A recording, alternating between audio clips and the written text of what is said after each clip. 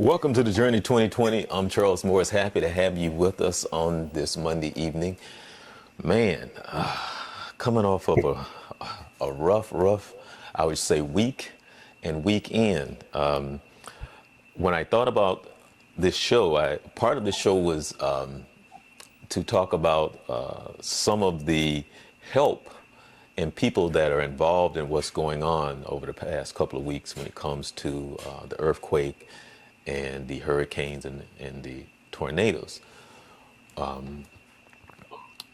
You turn on the TV late night, and then all of a sudden you see what's been going on in Vegas, and there's always that moment of shock just for a moment, and then you go like, wow. And really the only thing that I know to do is to just be prayerful the best of my ability to say, God, I don't know what you're up to, but as much as we are emotionally, and as much as we try to figure out whatever it is that we know, it still comes down to who's in control and whatever his will, and his will be done.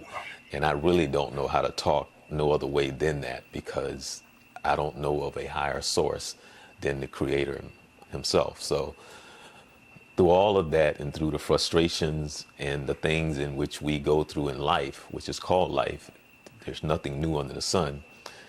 You stop and you pause for a moment, and all I know to do is just pray. And so for those who have relatives and friends in Puerto Rico, and for those who have relatives and friends in Key West, in Mexico, Texas, and so on and so forth, through all of the politics and all of the stuff that's going on, we can only try to do the best that we can. And yes, you do get angry because of certain agendas is not what it should be. And we can always go back and forth about that, but very little will be solved if we just bicker back and forth and don't do the work and whatever the little chisel that we have to try to knock down that wall, because we have to make it happen. And so with that, and what I'm saying is, please remain prayerful. Please think of others. And for those who may have had some relatives that's part of the storm, for those who may have had some relatives that was in Vegas, so on and so forth, keeping you in our prayers. And with that, I was in Sarasota a few weeks ago, I should say a few weeks ago. And it's funny how life is.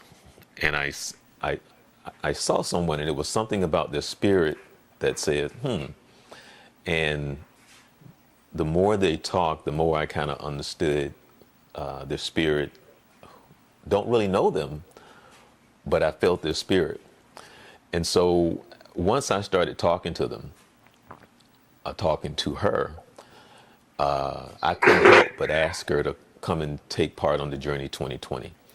And so we're going to talk with her momentarily. But before we do that, I would like to see if I can find what I'm looking for. And that is, I always like to give my props to my pastor at True Vine Baptist Church. Hi, my name is Omega Jenkins. I'm the pastor at True Vine Baptist Church. We're located at 1711 Rose Boulevard here in Orlando, Florida. I'd like to invite you to come out to our Bible study and Bible discussions every week here, Tuesday, beginning at 7:30 p.m. We also invite you to come out on Sundays, 11 o'clock services. However, our Sunday school begins at 9:30 if you're an early riser. We'd love to have you, love to hear your ideas, and especially we'd love for you to express your gift. God bless you, and may God keep you, is our prayer.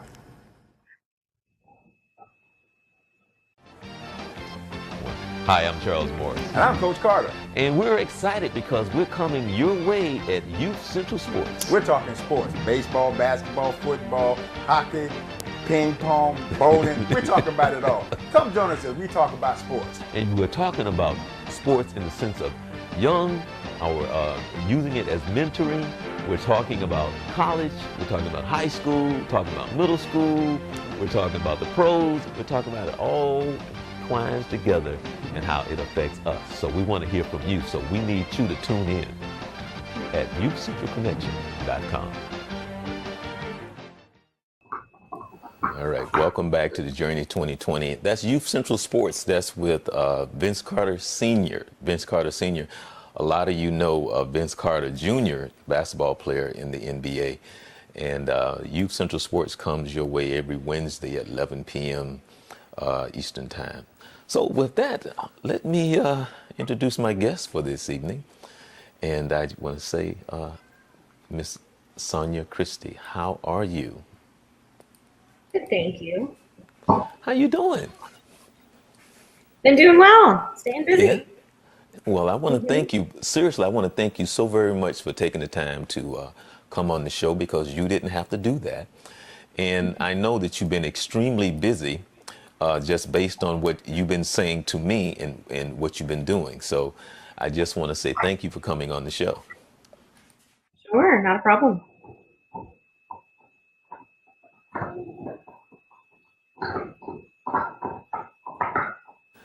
I met you, it was a couple of months ago. Yes, And it was the end of.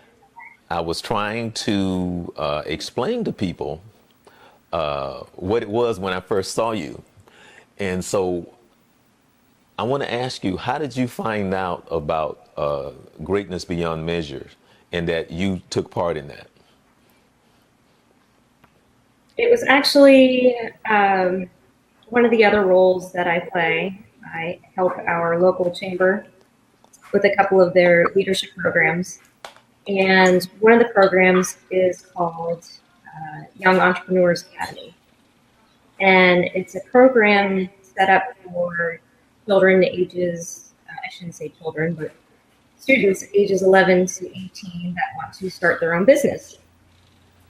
And we had a kind of an advertisement at our local TV station, which Melanie had seen. And Melanie is the guru of Greatness Beyond Measure.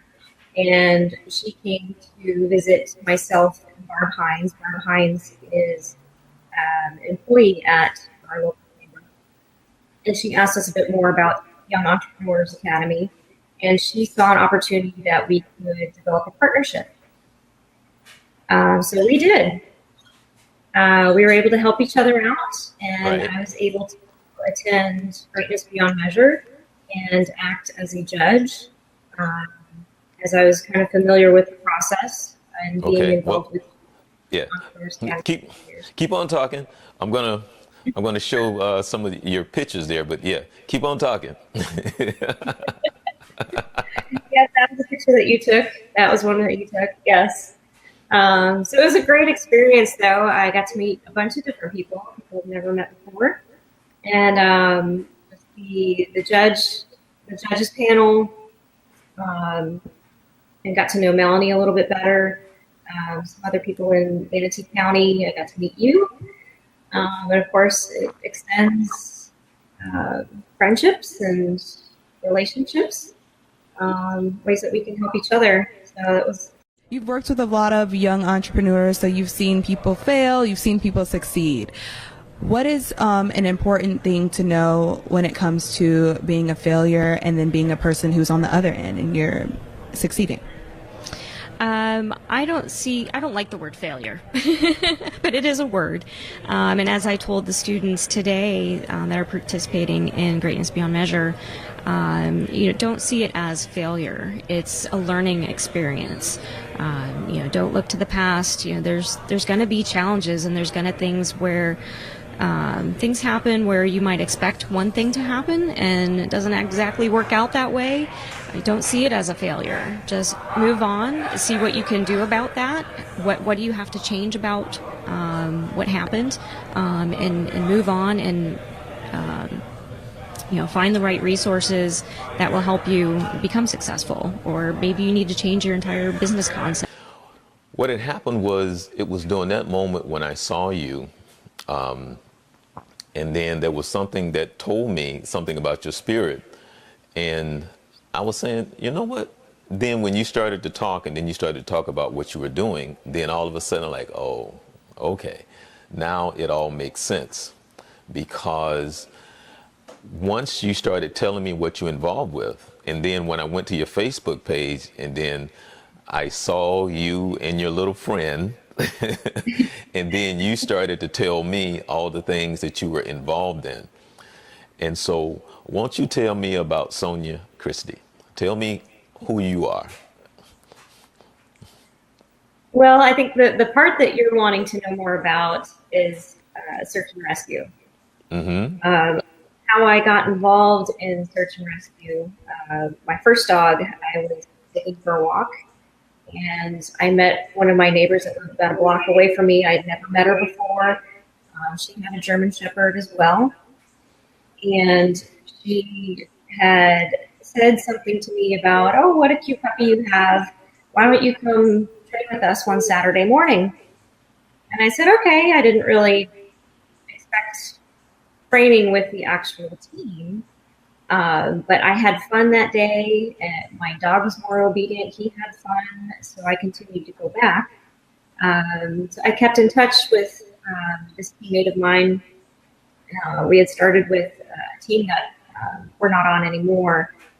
My first dog had died very young, at 6 months old, due to some heart complications, and I kept in touch with his friend and teammate. And during that time, she transitioned to a different team. And she said, why don't you fill out an application for Sarasota Canine Search and Rescue? And I said, all right.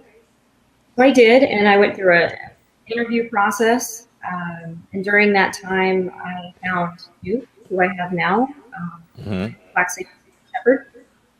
And he had to go through an interview process as well. He had to go through an evaluation. So we joined the team, and we had to go through a process of several tests that we had to take, courses that we had to take for several months. And we just, obviously, we're still on the team. I've been on the team for Sarasota Canine Search and Rescue for about 4.5 years now. So I am a canine handler, I'm a supervisor, and board member. Okay, and actually, Sonya, I'm sorry, I really apologize. I got a little bit ahead of myself, so let me back up a little bit. First of all, I want to ask you, before we got into that, I got a little confused here. First of all, did you have any family or friends that was affected by the hurricanes? My team, our president, Tammy, her brother lives in St. Martin. So of course he was dramatically affected by Irma and Maria through. So his home was actually devastated. He's okay. He does have shelter. He does have access to food. But he keeps in regular contact with him. Actually, I spoke with her yesterday about him, just to make sure he was okay and what kind of supplies he needs, if we can send anything down there to help him. He seems to be managing pretty well, but if there's something that we can send him just to make his life easier. So she's checking up on how we can get any kind of shipments to him. Now, what about, no, I don't want to get to Vegas yet, but no. I was going to ask you, what the question is, I was going to ask you, was there anyone in Vegas that you know, but I'm going to ask you this first. I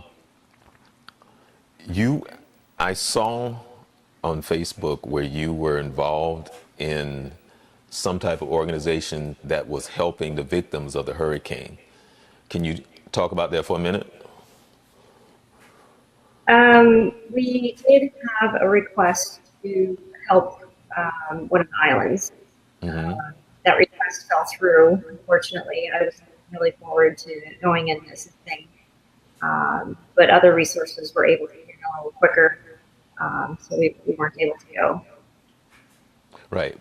But my point that I was trying to get to was the organization, how you come together, and what purpose does it serve is what I'm trying to get you to talk about, because that's in order for people to come together to want to do that, that takes someone who has a big heart and thinking of others. So I'm trying to get more information on the organization that wants to help people is what I'm trying to get you to talk Sure. about. Okay. And I should explain a little bit more deeply what exactly, because sometimes when we say we're searching, not everybody understands what exactly that means.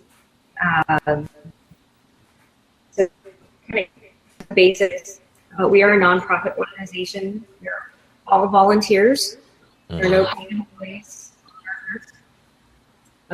We work directly with law enforcement. They're always law enforcement. We train our dogs to locate missing people. So locally, we're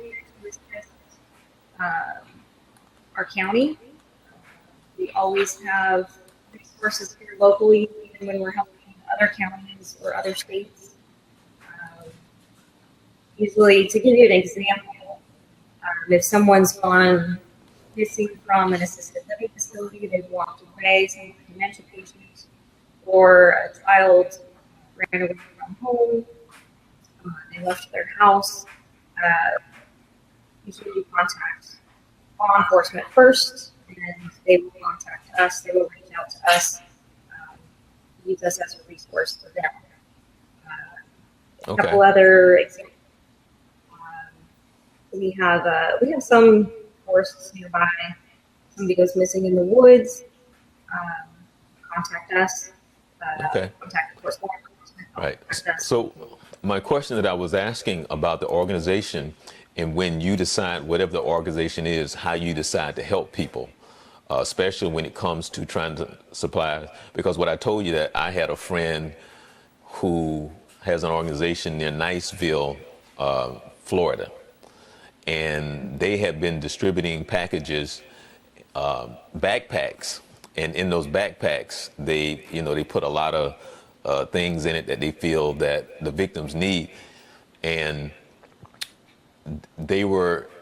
I was talking to her, and they have been trying to get some help and supplies to some of the people in the Keys, part of Miami, and other parts of Florida. So my friend, who is a pilot, I said, Alan, because his company is already in the process of taking over equipment. So I'm thinking, well, if you're taking over the equipment, I got somebody over here that wants to help. So trying to put those two together, and just the whole idea of people like yourself and other organizations, and running into those roadblocks, because I'm watching the news and I'm seeing cargoes upon cargoes of food and supplies that's just sitting there waiting to be distributed to the people of Puerto Rico, and all the crap that people are going through when people are dying. So this is not what the show is about.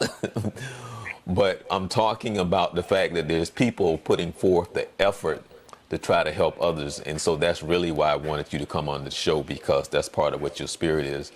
And the funny thing is that when you do what you do, you associate yourself with other people with the same type of spirit to try to help others. And so that's really what the show is about today, is for people like you. God sends his little angels to bless other people. And so as you started to talk about what you do, I just wanted to start off with, okay, let's try and see if we can go here. And you can quickly talk about who this is right here. Oh gosh. That was one of the first pictures when I first joined the team, actually. Those are a lot of my teammates Some of them are still on the team. That was about 4 years ago. We do helicopter training once a year. So that was our helicopter training day. You can see me. I'm the fourth person from the right. And Okay. Duke's there next to me, very dark. Okay. Well, now I'm not finished. This is, I guess this would be your best friend. Yeah. You're absolutely correct. And what is it, he or she? His name's Duke. Duke? Duke. Duke. Oh, okay. And He heard me say his name right here next to me. And that And was so- actually my first job. okay, go ahead. That was Diesel. Okay, that's Diesel. Okay. Yes. And surprise. Surprise! There's Duke again. He's at the dog beach having a blast. Okay. Now, I'm showing pictures here of the dogs, of course. And you was talking about the fact that you work with the dogs and they're rescue dogs, right? They're trained to rescue people, but they are Right. not rescued dogs. Oh, well, okay, they're trained to be. Huh? People confuse that all the time. They're like, "Oh, you rescue dogs?" Like, No. we rescue No. When I say rescue dogs, I meant not the rescue dogs, but I'm saying they're dogs that rescue is what I meant. Okay, that's what they are, right? They're trained dogs to go out and rescue. Yes. Okay, yeah, that's what I meant. Not to go out and rescue. Oh, okay, I got you. Okay.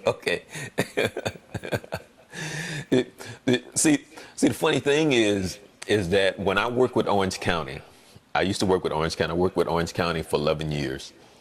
And while I worked in Orange County, I worked with the many departments within Orange County because I worked for the television station of Orange County.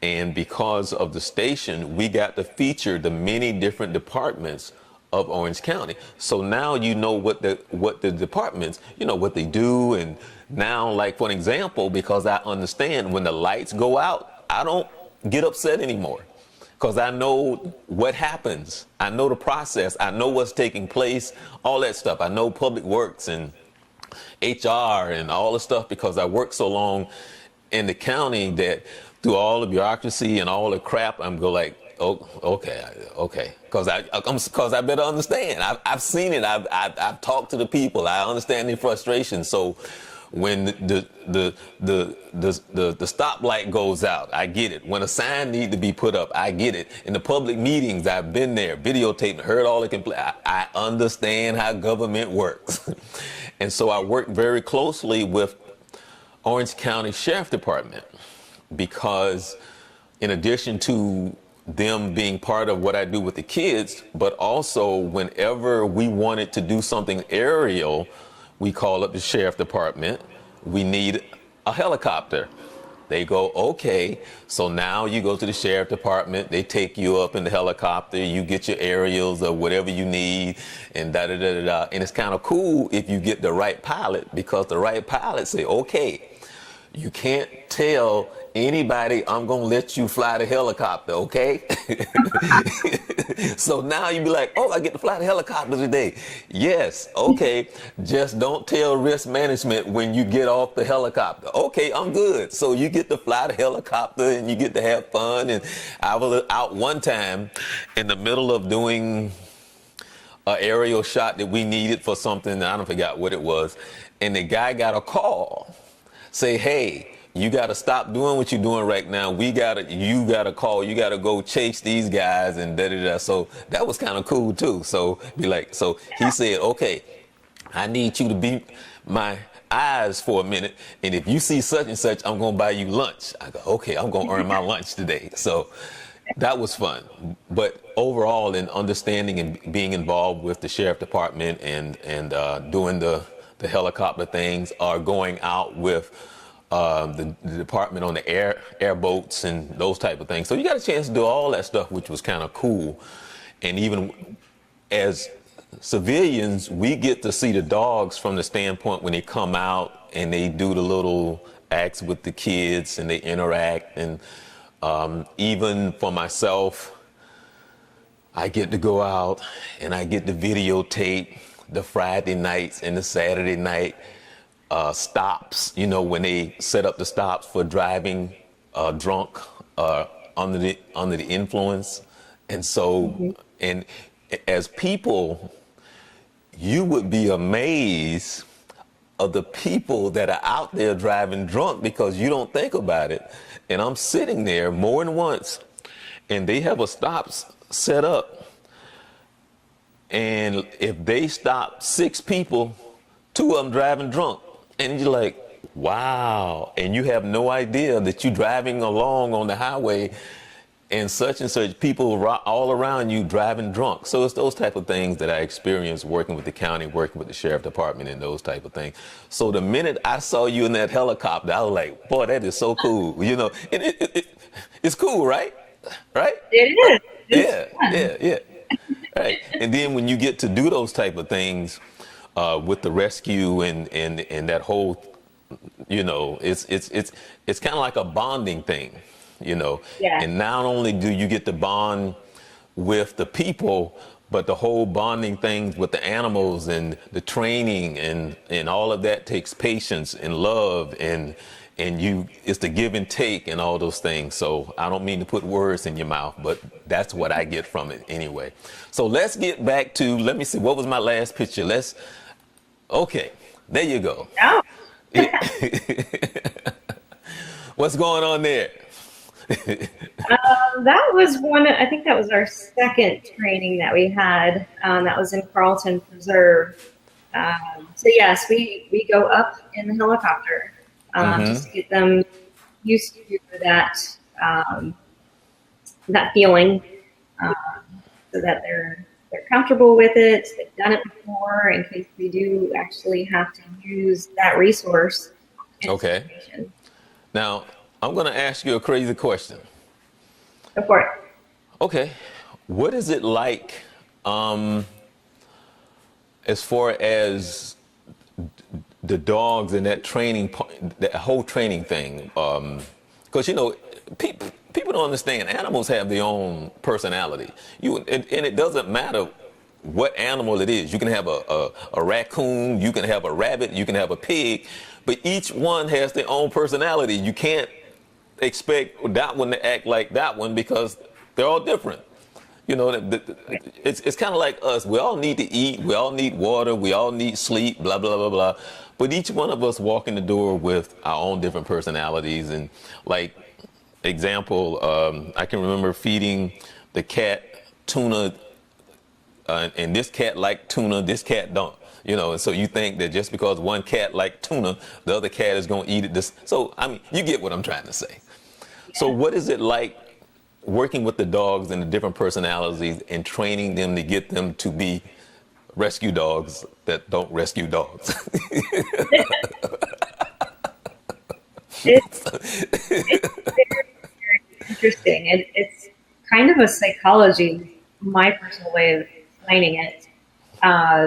So as I told you, my first dog died really young. Oh, wow, sorry. And Duke is my second dog, technically. But since my first dog died at 6 months old, I really kind of count Duke as my first dog. And I've worked with our other team, our team's other dogs, I should say. So it's interesting to watch their different personalities and the ways that they train, the ways that they work. Duke is very high energy, high drive. He's very quick. But there are other dogs on the team that are more methodical. They're a little bit more detail oriented. So they're more ones that is kind of in a smaller situation, a smaller area, where Duke can cover a large area very quickly. But sometimes we have to cover maybe just the house. And kind of detail the closets and the bedrooms and the bathroom and the kitchen and the cabinets, and you have to go through them very, very slowly and make sure you find everything that you need to find. So there are different types of dogs. They all have different personalities, as you're saying, and it's so neat to watch though. They're all very helpful and useful in every way. So it's not just, oh, you need a high drive dog. As long as they're willing to learn the game, they enjoy the game. Nothing's forced on them.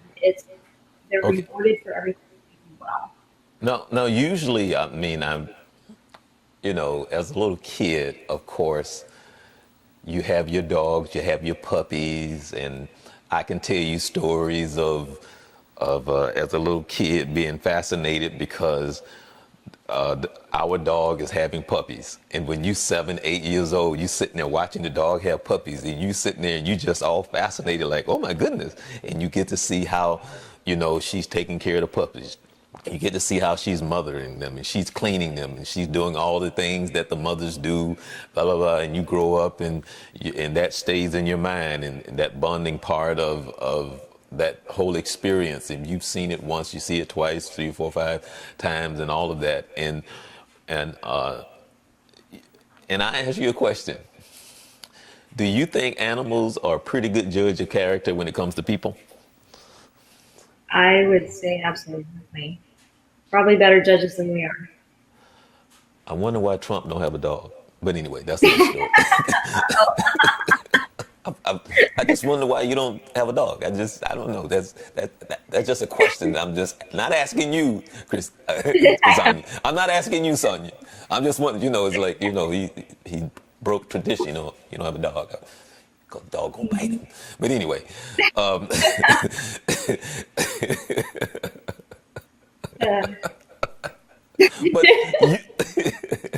usually they're a pretty good judge of character, right? Mm-hmm. Right? Absolutely. Yeah. Okay. Animals are very smart in ways in which a lot of times we don't understand. They hear better, they see better, their senses are better, they sense fear.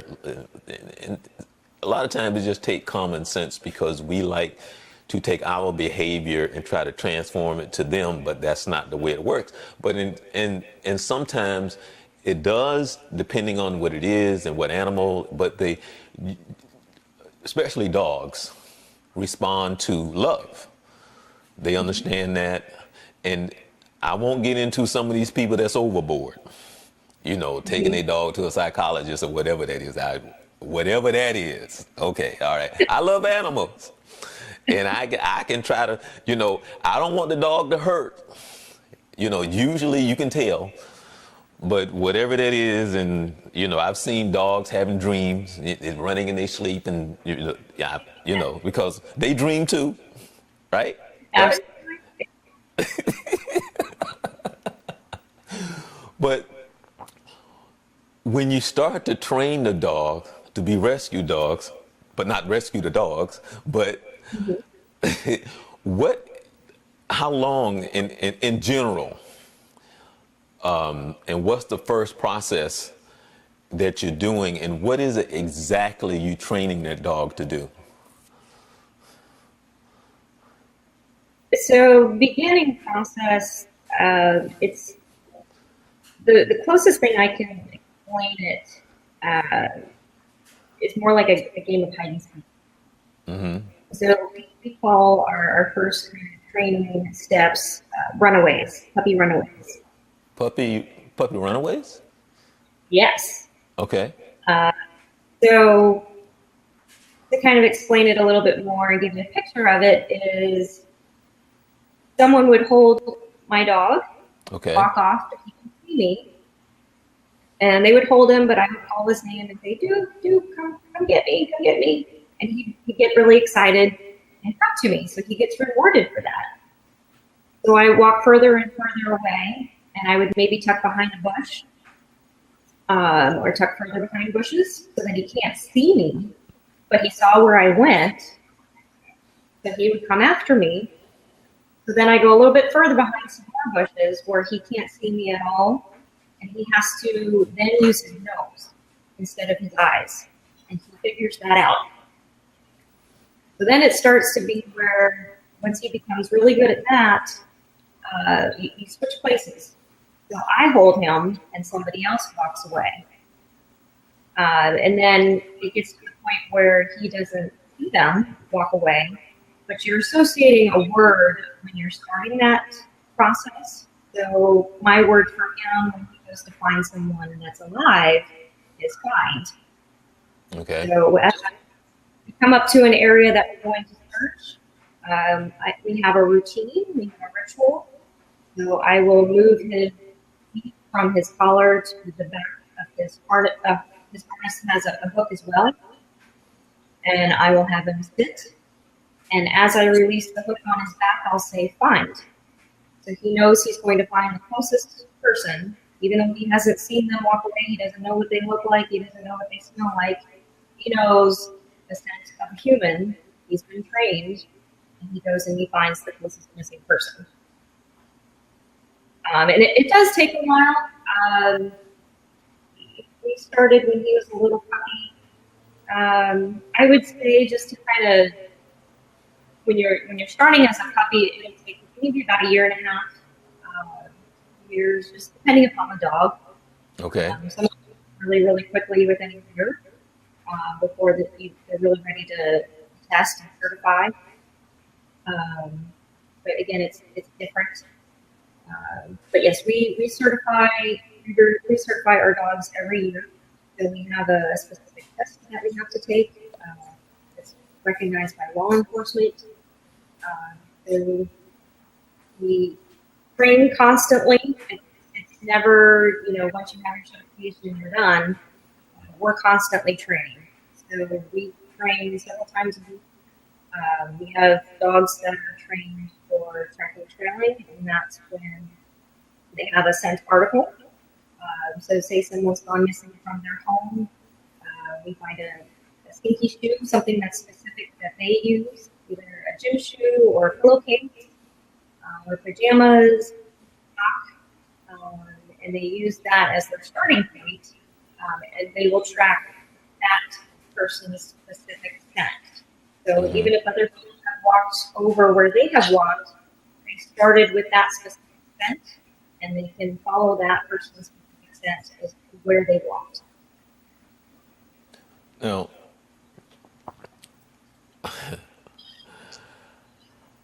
I'm going to ask you for a good story, and I'm going to ask you for a bad story, because you have both. How do you know?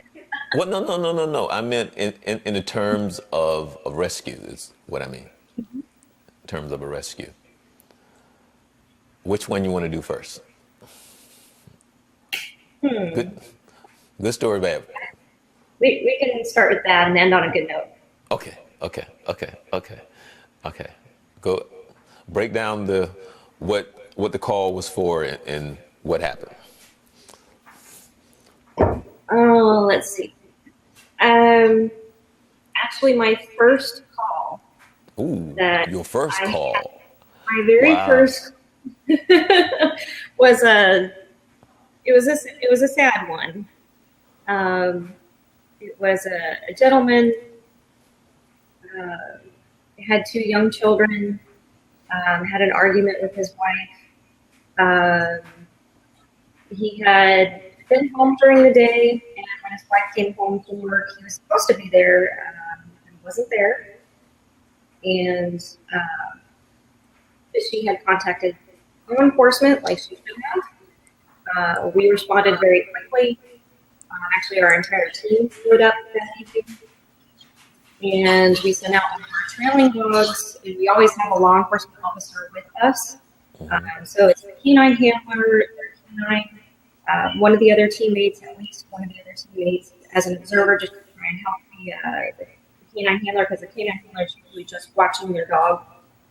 So the observer is trying to help and watch the surroundings, maybe stop traffic if they need to, but we'll also have a law enforcement officer with us for safety as well. So our canine in that instance had tracked the gentleman not far from his house, and he had, I guess, been through some hard times, and when they came up on him, he had committed suicide. Now, So, now I'm going to ask you, how did how did you look at that after you had gone through everything you had gone through? And it's one of those things, and I hope that I can word it right, because that's the reality of those calls. But that was your first call. How did that affect you on your very first call? Because it was your first call. So right. how did you deal with that? I think it put things into perspective for me of really on a big scope of what we do and why we do it. We had a team meeting, a debriefing to discuss what had happened and if we would have done anything differently, what we did well, what we could have improved on. We decided we had done everything that we could, and we did everything the right way and according to our training. But of course, we can't save everybody. We can't always find somebody. But when we do, it is. I would hope in the best instance, it still gives the family comfort that they've been found instead of being missing for however many years or never be found at all. So yes, it was a sad ending, but it's good that he was found. Okay, now with something like that, because everybody is different, and I'm pretty sure, because I don't know how many calls you get a year, or how many times you've gone out and those type of things. And again, you probably can write a book, but does sometimes some of your colleagues or maybe even yourself need counseling, anything like that, with some of the things that transpire, some of the things that you see, some of the things that you go through? I haven't known of anybody having to go through any counseling per se of any of the things that we've seen or gone through. And you had mentioned a little bit earlier on tonight that this is kind of a bonding situation. Right. We see ourselves as a family. We really do bond and become very close. So we really kind of rely on each other a lot when we talk things out. So I think that's kind of our therapy. But I don't believe that anybody's had to go to the instance of needing therapy because of anything that they've experienced from being on the team. Okay. See, the reason, one of my favorite channels, and I don't know whether or not I need counseling, but one of my favorite channels that I watch more than anything, I watch this probably, more than any channel, I watch the ID channel. Okay. And I don't know if you're familiar with the ID channel, but the ID channel is on cable, and it always have these different cases and scenarios of people who either missing, how if they were found, people who basically been shot, killed, and how they found them. Is through all these different scenarios, and it's basically like watching forensic files, and that's really what the station is. It's like 24 hours of watching forensic files. That's all they show, is those type of cases of those type of things that goes on, and I'm just fascinated by how they learn what they learn and how they solve the case. So, especially now with the technology,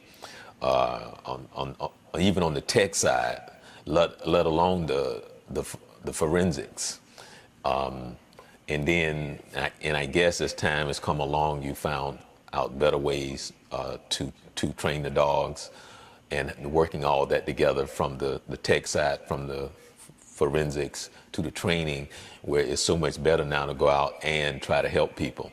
Now I'm going to ask you, now you gave me the sad story. You're going to give me a good story, but can you give me also a good story, but also a crazy story? In addition to the good story. Can you give me a crazy story? Is something that happened that was kind of crazy?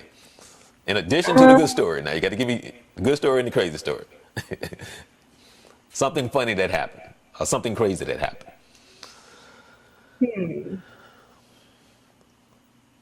Give me the good story first, and then you can think about the crazy story. Give me the good story. And actually, good story. Since I've been on the team, I would say the best good story that I have. It's not particularly a happy ending. Okay. In a way, it is, because justice was served. Another instance where a gentleman went missing, and his son, who was an adult, had some emotional issues, emotional challenges, and was upset with his father. Father went missing, was supposed to go on a business trip, but he was reported missing. Of course, they were ordered to search the house. We were requested to help search the house. We had found some clues that something had happened to him. We were able to find most of him. Mm-hmm. And because of our findings, we were asked to go to court and testify of what our dogs do, what our dogs are trained to do, what kind of certifications we have, what was located, and it was found that the son had done something to his father, and he was convicted. Okay. So, Okay. Now, not exactly happy, but what about positive. something crazy that happened? Something crazy that happened. Something crazy. Oh, okay. Something must have happened because you started laughing. Okay. Wait a minute. It's almost like you're like, do I want to tell this story? Because that's it's like, wait a minute. Can I kind of like change it up a little bit? But anyway, go ahead. I'm sorry. I'm going to tell it because we, like I said, we're kind of like a family, and we bond very strongly, which includes picking on each other a lot. Oh, okay. Remember, it's just us talking now. Remember, it's just us. I know. Okay. So it's just us. Nobody else is watching. He watches this because whenever somebody does something silly, we let it be known. And this was not a search that I was on, so I'm retelling a story that I heard of some of my teammates who were on a search, and of course looking for somebody that had been missing for quite some time, and they were kind of looking through the woods a little bit, and one of my teammates thought that he had found a skull. He said, I think we had something over here. And it actually turned out that it was a coconut.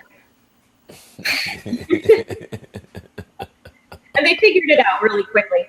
So that was a funny moment. For that. So guess what he's getting for Christmas? Now, how often do you get a call? How often do you go out? Really just depends. Sometimes we can get several calls in one day. Sometimes we've gotten 3 calls in one night, and sometimes we'll go several months without getting a call. So what's the latest that you ever gotten a call? And is it common for you to get a call at 3 or 4 o'clock in the morning? I mean, would they call you at 3 or 4 o'clock in the morning? Yes, I would say most of our deployments are at night, Okay. after dusk, before dawn. Okay. And that's kind of been most of the calls that I've been on. And I work during the day, during the week, 8 to 5. So our team understands if everybody's working. Some people are retired that are on the team. But if you're working, your job pays your bills. You volunteer what time that you can. But we do have requirements of training. You have to keep up so many hours of training every month.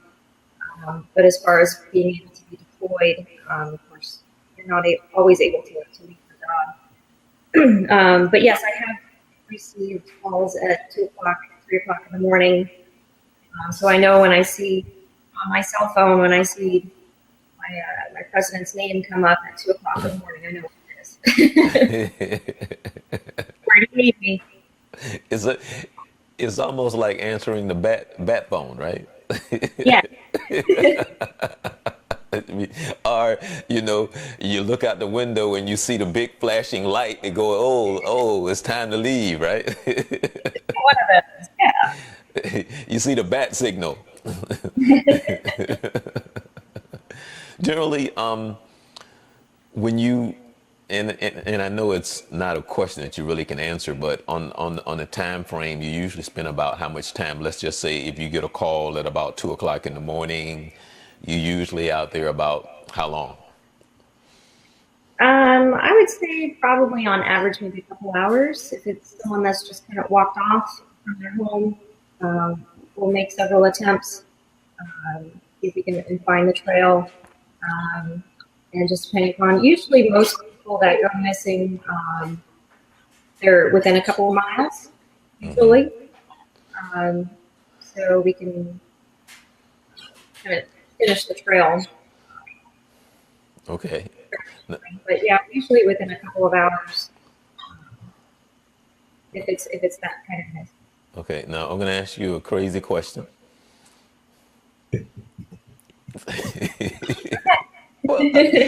Well,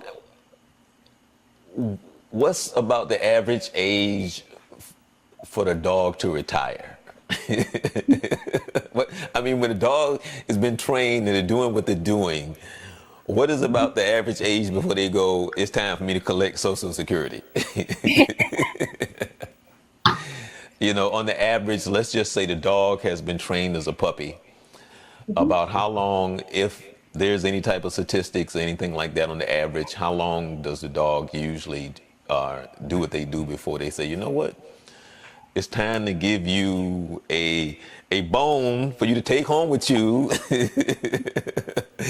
And we love your bone. We're going to put a certificate up with your picture and name on it. We do honor our dogs that retire, so to speak. And sometimes they kind of tell you when they're done. Oh, really? Yeah, they're just like, had enough. But a lot of times they're having so much fun that what I've seen in the time that I've been on the team, it's usually they're physically not able to do it anymore. Okay. They might have an ailment where they just they might have certain hip issues or leg issues or some other kind of internal issue. No, go ahead. I would say most recently, some of the dogs that have retired are around 13, 14 years old, sometimes 12. So let's see. 13 years in dog is how many years? Oh, no. Like, what, he's 77? But it's funny because a lot of people don't realize the ailments that animals have. They have kidney problems, they have cancer, they have arthritis, they have all the things that we have. And I mean, Oh man, I could tell you some stories, but I won't. Well, no, I won't tell you the story. But no, I was just going to say over the years that it's kind of hard to say this to a dog lover, but no, it's not that. There's a girl that I dated years ago. This was in the early 90s. And it was funny because she took the dog from the pound. And she always said, I didn't pick the dog picked me. Mhm. And the dog was great dog, loved the dog. She called the dog Barney because whoever previously owned him named him Barney. That's what was on his papers. But I named him Mutt Mutt.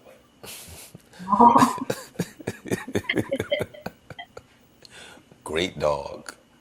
Yeah. And what I mean by that is he had the perfect personality. He was very playful. He was easy to train. He only barked. He would let you know when someone was around. He was definitely not an outside dog because whenever he touched grass, he looked like, I don't know what this is. I need to be back in the house. Blah, blah, blah, blah, blah. So he was a great dog, except for one time he got sick. And it was like 2:00 in the morning. And she got up to go take this dog to the vet. And my thing was, you can't wait until in the morning? So that's what I was going to say. She loved this dog, and I loved him too. But she took that dog to the vet at 2:00 in the morning. And I was like, he can wait until we get up in the morning. And the thing was, honestly, what had happened was because this dog used to eat everything to the point that you would give him something to say, well, let's see if he'll eat this too. From potato chips to a grape to a piece of celery to, just to see, because he would eat everything. And what had happened was he went out and he ate something that made him sick, and that's what was wrong with him. And so they gave him something. So he was fine. But anyway, that's my dog story. And I've been around dogs all my life, and that's what was so cool about him, because he was so easy to train, and he learned to do his little, rollover. And so whenever he wanted a treat, he'd come in and he'd roll over for you, and he'd look up and say, okay, where's my treat? That type of thing and stuff like that. But he listened, he'd sit, he would sit, stay, he would stay. He was a great dog, but I didn't see what was wrong with taking him to the bed at 8 or 9 o'clock in the morning. That's all I'm saying. And I don't even that my dog was confused that he's not supposed to, because that's a whole story. That's a whole nother hour. Yeah, but see, people, and the funny thing is, we talk about this all the time.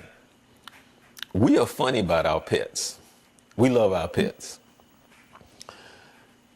You're driving and you look, you see a turtle crossing the road, all of a sudden traffic stops. For most of us now, would pick up the turtle, take it over on the other side of the road. Or if you see a dog or something, then you try to stop, and, most of us, to avoid harming. I've seen a 18-wheeler on a busy highway just stop to stop traffic because somebody was trying to catch their dog. So the 18-wheeler made sure nobody was going to go around him, and you couldn't. So he stopped until that lady got her dog out of the traffic, and then everybody waved and da-da-da. And so we love our pets. We love our pets. But I just want to say to you, when I first met you, I felt your spirit. So I was right. Let me pat myself on the back. And did you go into what you really do? Did you really tell us what you do? No. What do you really do? My career, I actually majored in finance in college. And Oh, so yeah. yeah. So you smart. Thank you. No, because when I was in college, I had a friend that I was close to, and she majored in finance, and I can remember some of those classes she had to take, and I was like, boy, I'm glad I'm majoring in communications. I'm serious. I'm like, whoa, yeah. So you Yeah. majored in finance. Go on. I'm a trust officer with a private trust company, Hall Trust Company here in Sarasota. We're based out of Venice. So we had a broad scope of estate planning, investment. So we really kind of work together with our clients, attorneys, and accountants. We do not have accountants or attorneys on staff, but whoever our clients like to work with, we kind of put together what my boss likes to call the three-legged stool. So we Okay. all work together to help Okay. entire plan work and help clients really with investments, but also making sure that their estate plan works so that there is enough money there for their lifetime, but also for other generations as well, or if they want their monies to go to charities at their demise, kind of help with the planning part and also the financial part. See, I'm sitting here laughing because I say, we need to do another show. And the other show is about investments. I got lots of stories on that too. Well, yeah, so that's what I'm saying. We need to have you come on to do another show just on that. Because That's I fine. would have a million questions on that. A million questions. Be like, Sure. and like most people, I got a million questions because I want $1 million.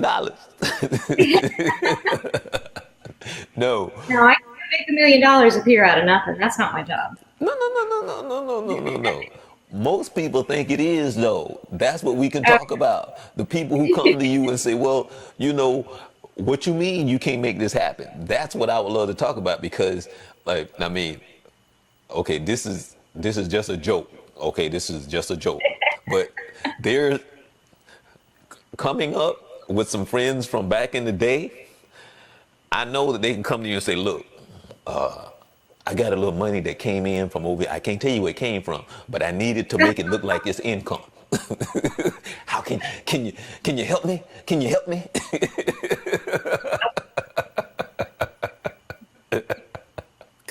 Where can I put this? Where can I put this money right here? It's only $40,000.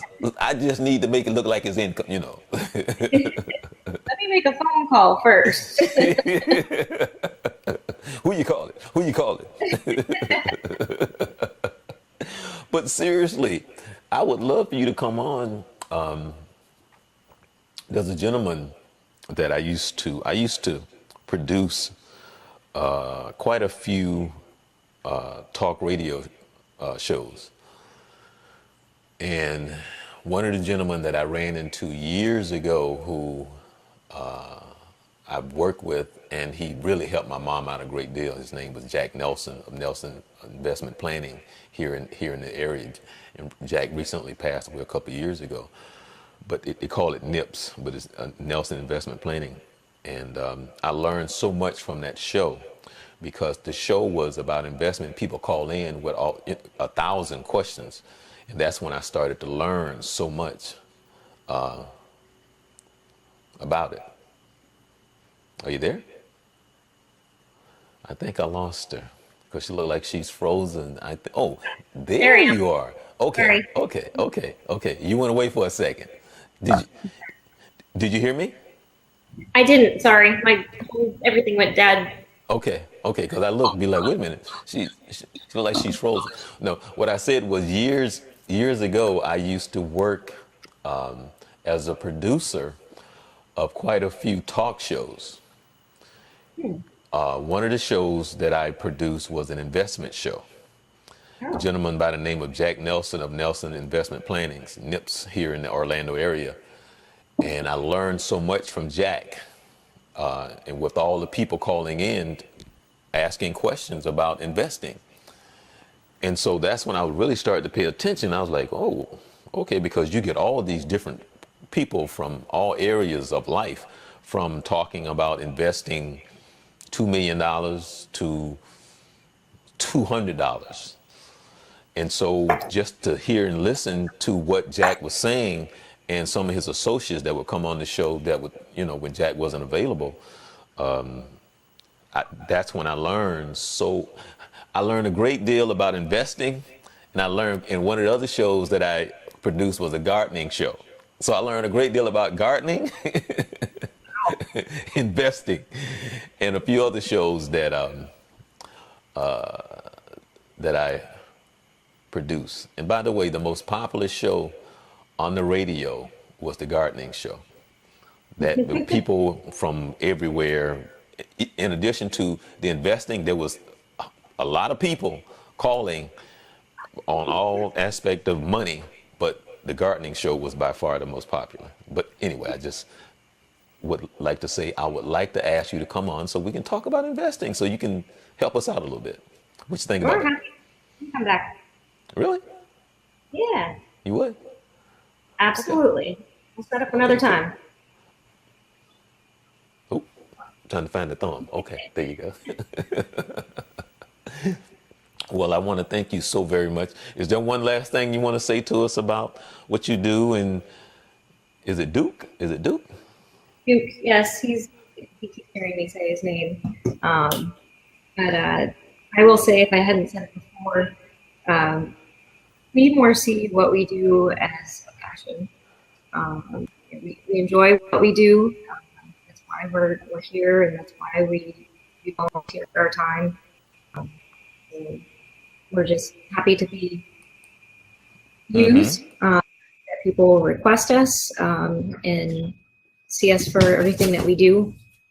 But thank you for having me. I appreciate it. Helping me get the, here he is. There's his tail anyways. But thank you. Thank you for reaching out to me. Oh, sure. Oh, yeah. I told you when you walked in the room, I was like, okay, there's something. So with that, when I saw the dog and everything else, I was like, oh, okay. But thank you so very much for informing us. Thank you for blessing us with your time. And I'm serious. I really, honestly would like you to come back, think about what is it. And I ask you think about it, what you would like to talk about, what you think would best help the people with the information that you have. And think about it for a minute and give that information so I can ask the questions that you want me to ask, so you get the information out there so we can help some people. You might be able to help me. I think I got $5 somewhere, Hey, I learned from Jack, hey, $5 a week can go a long ways. You put it away, put it away, put it away, put it away. I learned that. Well, actually, you know what? I learned that from when I was a young kid. Okay. I mean, before you go out, I would tell you this. As I was a little kid, because it was junior high school then, it wasn't middle school. But I learned in junior high school that I always saved my money. No one knew it, but I always had money when I was a little kid. My parents, I can say this now, but my parents did not know that I was on free lunch. So I got allowance for lunch every week. And I pocketed that money and kept it because I didn't have anything to spend it on. So as a little kid from junior high school to high school, I got allowance every week, so I saved it. So that's something that I learned at a very young age. I wasn't a big spender. If I bought something, it was because I needed it. So I don't have a problem saving money. And I think I lost you again. I think I lost her again. Oh, man. Anyway, I didn't get a chance to say goodbye to her. But, okay, I lost her. But that's okay. We're coming to the end of the show. She will get a chance to see this. I want to thank all of you for tuning in to the Journey 2020. That was Sonya Kristie. And she was sharing her story with Duke, talking about the rescue dogs. That doesn't rescue dogs. They rescue, though. But anyway, I want to thank you for taking the time out for being part of the Journey 2020.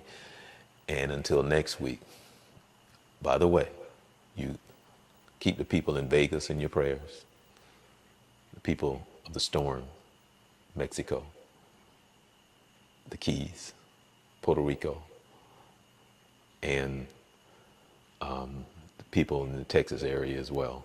And all of us, we all need prayer. So don't make it something that just happens when stuff happens. Make it a daily routine to be prayerful and thankful and understand your blessings. I'm Charles Morris. Until next time, you be blessed. 2020.